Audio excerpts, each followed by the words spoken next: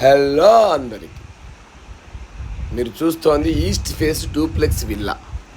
ఇది ఈసీఎల్ నుండి కీసర వెళ్ళే హైవేకి జస్ట్ వాకబుల్ డిస్టెన్స్లో హెచ్ఎండిఏ లేఅవుట్లో 138 గజాల్లో కట్టిన east face 3 BHK duplex villa.